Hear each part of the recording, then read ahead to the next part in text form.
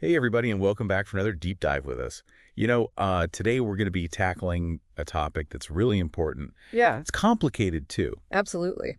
We're talking about the connection between autism and homelessness, Right. and we've got some research here from a website called Sheep ABA, Okay. and they focus on autism, and some of these stats, I got to tell you, are Yeah. pretty alarming. They are really sobering when you look at them closely. The data suggests something like 40% of autistic adults experience homelessness at some point in their lives. 40%. Yeah. I had no idea it was that high.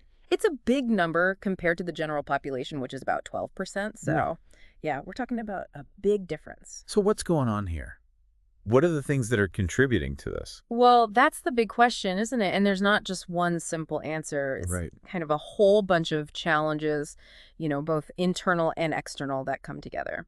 Okay, so let's break it down. Yeah, like, The research mentions a few key factors, right. starting with what they call social skills deficits. Yeah. Now, we know that social interaction can be difficult for autistic individuals, hmm but how does that really play out in a housing situation? Well, just imagine yourself trying to navigate a lease agreement, Mm-hmm. or you're dealing with a difficult landlord, Right. maybe even asking for help from a neighbor. Just everyday situations that require you to be kind of socially fluent, Yeah. to read cues, to negotiate, to kind of stand up for yourself.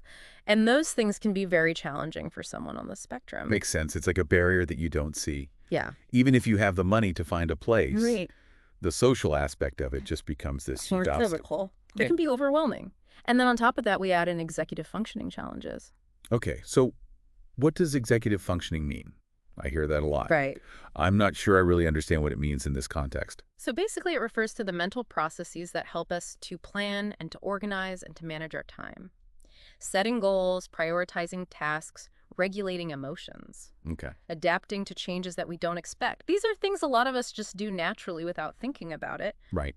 But for people with autism, this can be a real struggle. So how does that look when you're trying to find a place to live and keep it?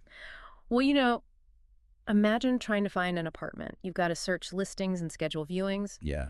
fill out those long applications, gather all those financial documents, meet deadlines, Uh, stay in touch with landlords. It's complex. It's a lot of steps. It requires a lot of attention and organization and flexibility, right. which can be a real challenge for people with autism. So, it can be very overwhelming. It can lead to missed appointments, incomplete applications, lost opportunities. So it's not just about finding a place, it's about figuring out the whole system. Exactly. And even these small tasks Right. can just become these big roadblocks. Absolutely. And then on top of the social skills and the executive functioning, we got to think about the sensory part of this. You know what? I hadn't even thought about that. Yeah. But it makes sense.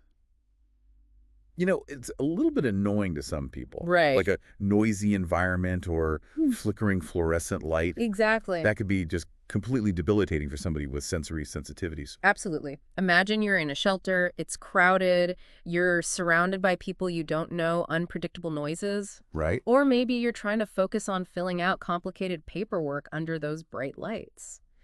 For many people with autism, these sensory experiences are super stressful. They can even trigger meltdowns or shutdowns. It's like being bombarded from all sides. You've got the social anxiety and the logistical hurdles and then all the sensory stuff. It's a lot to deal with. Yeah. And it often leads to exhaustion and frustration and a feeling of hopelessness. And this is sadly the reality for a lot of autistic people trying to find a safe place to live. It's a pretty bleak picture, but the research also mentions lack of access to resources as a major factor. Right. What does that actually look like? Hashtag TTS The Deep Dive, episode 2024-10-27, part 2 of 3. Well, there's a real lack of services specifically designed for adults with autism. Right. We have shelters and programs, but they often don't have the kind of specialized support that someone on the spectrum really needs. So what kind of support would that be? What would those services look like? Well, we need case managers who understand autism and the challenges. Yeah. They can help people navigate the system and connect them with resources and advocate for them. We need job training programs that are sensory friendly and designed for different ways of learning. Yeah. And we definitely need housing options that provide stability and community and a way to regulate sensory input. So it's about creating a system that not only gives people a roof over their heads, but Yes. actually helps them to succeed. It's about understanding the challenges Okay. and giving the right support. And when that support isn't there, the consequences can be really serious. Yeah. We're talking about a real threat to physical and mental health. We've talked about why this is happening, but I want to know what it actually looks like. Yeah, What are the consequences for someone experiencing homelessness, sure. especially for someone on the spectrum? Imagine you're dealing with social anxieties and sensory sensitivities, which are common with autism. Yeah, Then add the constant stress of not having a safe place to call home. You're exposed to the elements. You're facing danger or harassment. right? It's hard to keep a routine or sleep well or even find a quiet place to relax when you're always on edge. It sounds exhausting, both physically and emotionally. It is. Homelessness can make existing mental health conditions like anxiety and depression even worse. Right. So it's a vicious cycle. The stress makes the conditions worse, and then the conditions make it harder to escape homelessness. And it's got to take a toll on physical health, too. Absolutely. People experiencing homelessness are more likely to get chronic illnesses like heart disease or diabetes. Oh, wow. They're also more susceptible to injuries and infections. Yeah. And they often don't have access to basic medical care, so even small health problems can become big ones. It just shows how connected all these issues are. Yeah. Housing insecurity doesn't just exist on its own. It affects every part of a person's life. Exactly. And for people with autism who already have unique challenges, homelessness can be really debilitating.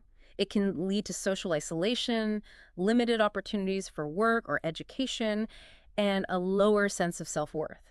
It's a big impact on quality of life. Absolutely. This is all pretty bleak. Yeah. It's easy to feel overwhelmed by all of this, but I'm hoping there's some light at the end of the tunnel.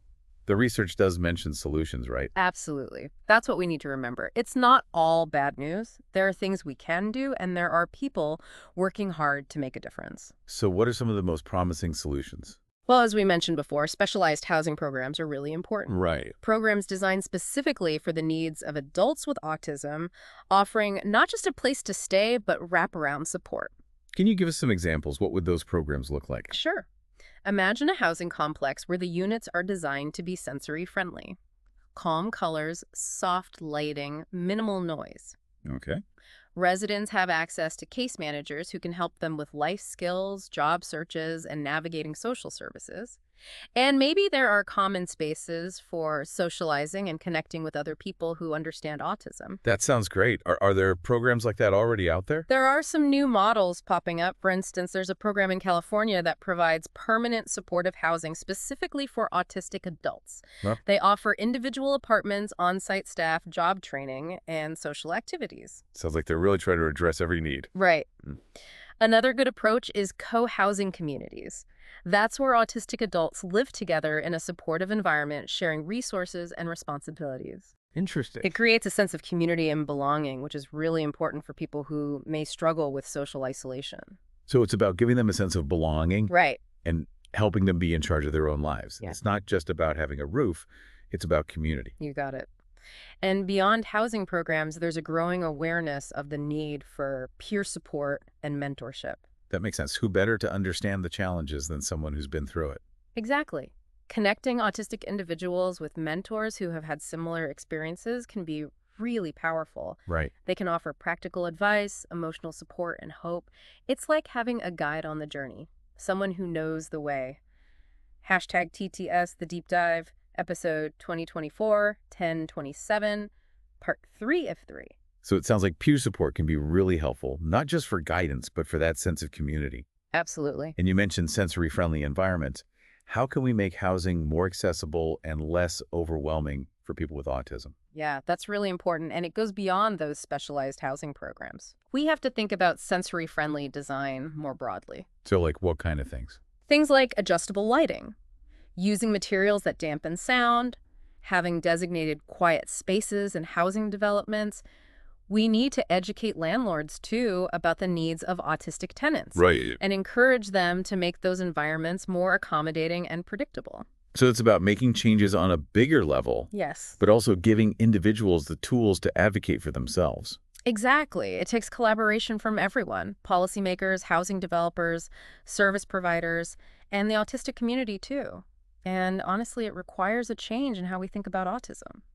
That's something that has really stood out to me in this deep dive. It's not just about dealing with homelessness. It's about those bigger issues that are part of the problem in the first place. Right. It's about recognizing that autistic individuals deserve support and inclusion. Absolutely. We have to move away from that idea that autism is a deficit, Yeah. where we only focus on what people can't do. And instead, we need to focus on strengths and value neurodiversity and recognize the contributions that autistic people make. It's about a world where everyone can live a meaningful life, no matter their neurology. And that means making sure everyone has access to safe and supportive housing. Exactly. It's a basic human right. And when we make society more inclusive and equitable for autistic people, we make it better for everyone. That's a great point. I started this deep dive feeling kind of overwhelmed, but now I'm feeling more hopeful. Good. I'm glad. There's a lot to do, but there are people working hard to make a difference, and there are real solutions out there. That's the spirit. Awareness is the first step, and then comes action. We can't just wait for someone else to fix this. We all have a part to play in advocating for change and supporting the autistic community. Right. So here's something to think about. As you go about your day, what's one small thing you can do to make your community more welcoming and inclusive for autistic individuals? Maybe it's learning more about autism, volunteering with an organization, or even just being more aware of the language you use and the assumptions you make. That's a good question to end on. It reminds us that even small acts of kindness and understanding can make a difference. Absolutely. Change starts with each of us. Well, thanks for joining us for this deep dive, everyone.